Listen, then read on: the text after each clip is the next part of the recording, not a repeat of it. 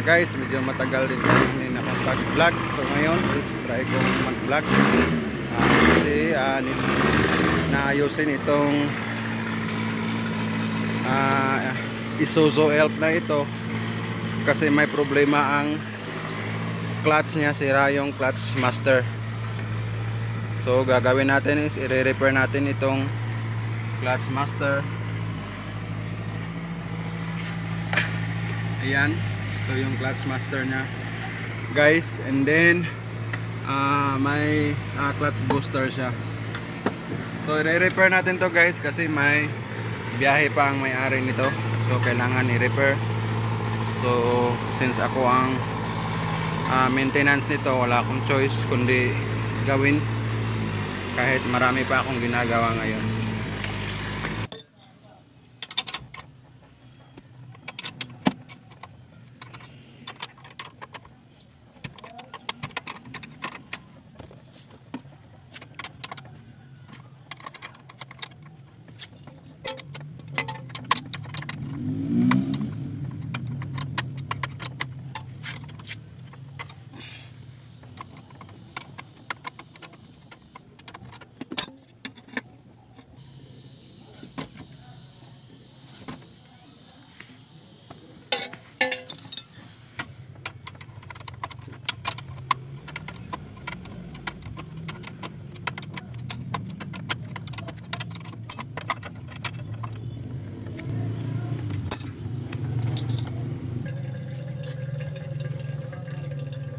So hintayin lang natin guys na maubos yung brake fluid bago natin kalasin.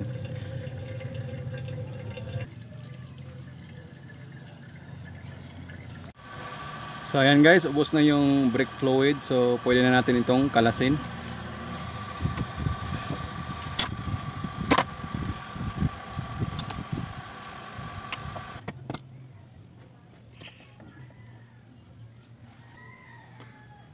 So ayan guys, kung nakikita nyo, yung brake fluid lumalabas na dito sa kanyang piston. So ang gagawin lang natin nito guys is bibilin lang tayo ng repair kit, tapos ikakabit natin ulit. So ayan guys, ang gagawin natin is tatanggalin natin tong lock nya para matanggal natin ang kanyang piston.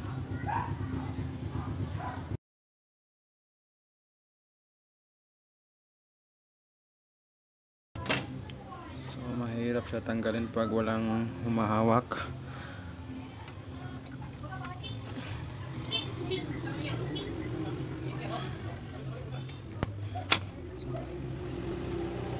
Ayan, tanggalan natin guys.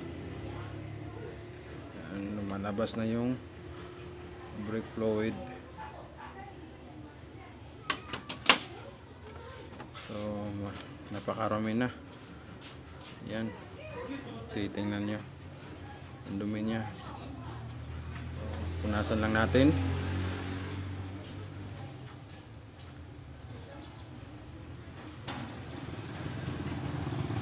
So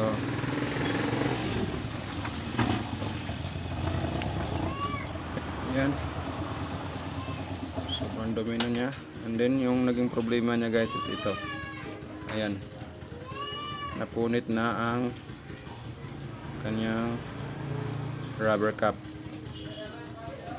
Ayan, so papalitan natin to guys, and then pati ito papalitan na lang din natin kasi marami na siyang gas-gas. Ayan.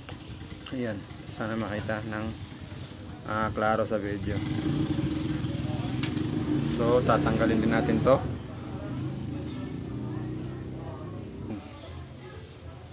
So guys, since wala pang hindi pa nabilhan ng rubber cap kasi kailangan to para sample, so bibilhan ko muna to guys.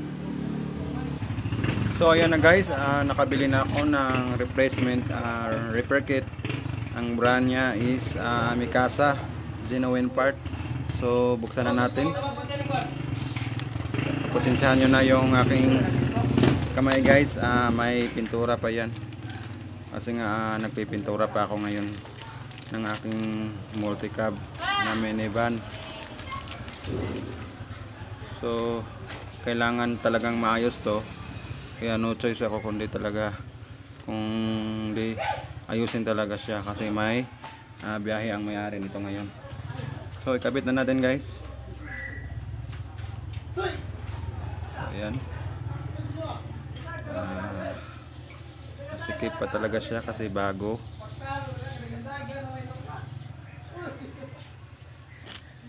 Ayan, tapos sana ba ito natin, to spacer nya, tapos yung spring. Yan, then try ko muna pasok sa butas kung okay ba. So okay naman siya, masikip. So kailangan lang natin i-lubricate ito ng itong rubber cap dito. Lubricate natin ng brake fluid para smooth yung pagpasok natin. So ikabit ko din to.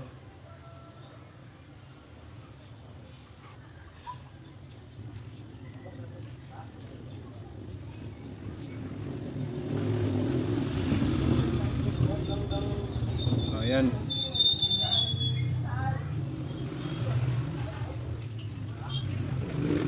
So ayan, okay na yan. Try natin. Ayan, medyo mahigpit din siya. Mahigpit din yung kanyang tension. So okay na to guys. Kuha lang ako ng tawag ito brake fluid para malubricate itong ating kinabit na bagong rubber cap. So okay, nakakuha na ako. Lubricate lang natin ito. Binasa ko lang ang kamay ko ng brake fluid.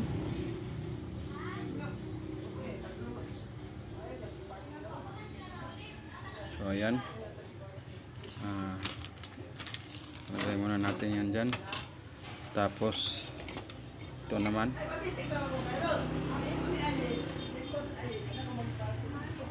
so ayan, ito nga pala guys is tapos ko na itong linisan. Mas maganda talaga malinis yung gawa natin para pulido. Binugahan ko na rin ito ng hangin guys sa air compressor. So pasok na natin. Yan, talagang masikip. Ramdam mo yung tension between ng rubber cap at saka ng butas sa master.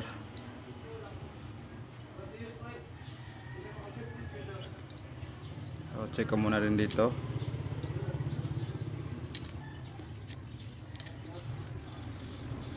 So okay naman siya guys. So kabit na natin.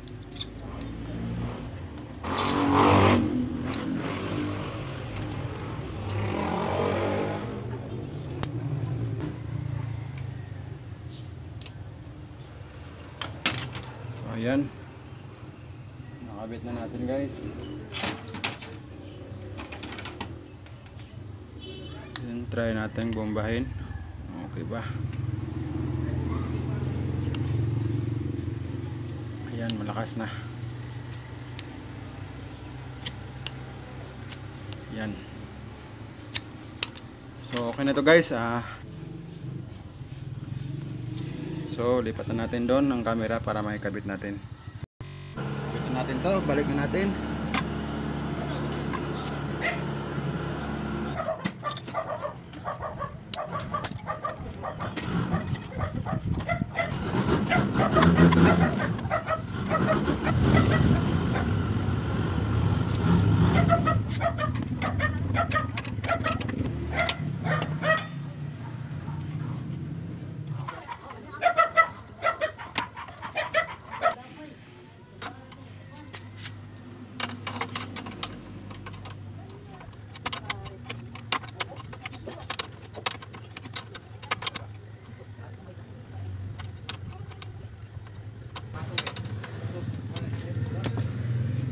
So guys, tapos ko nang ikabit, and then yung fitting niya is hindi ko lang muna hinigpitan kasi ang diskarte ko nito guys, ituturo ko sa inyo.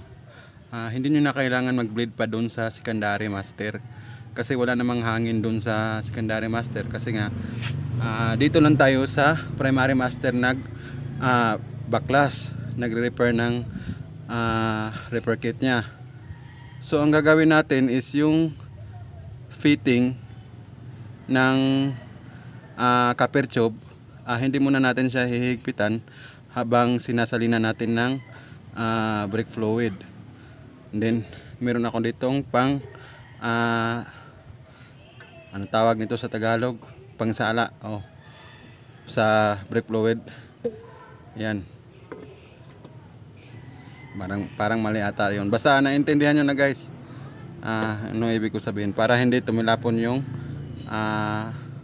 brake fluid sa flooring kasi nagkukos ng kalawang yan. So sasalinan ko lang ng brake fluid guys.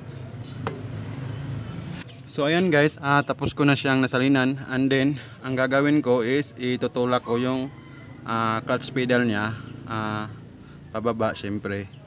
And then pag tumulo na yung brake fluid, hihigpitan na natin yung fitting ng copper tube. So gawin na natin to guys.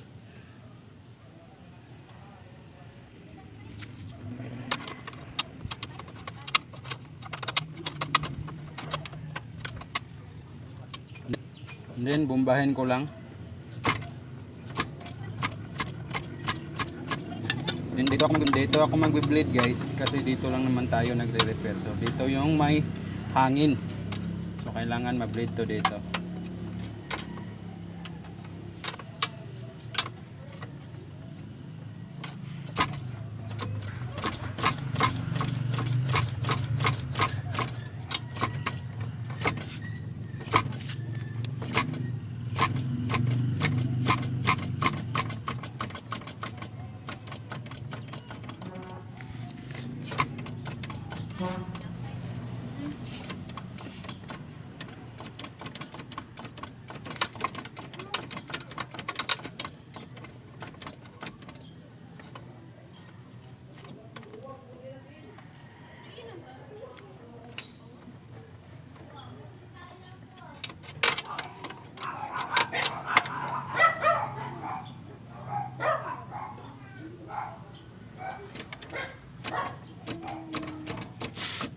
So ayan guys, okay na yung clutch.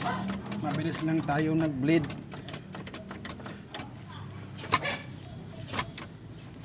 Yan.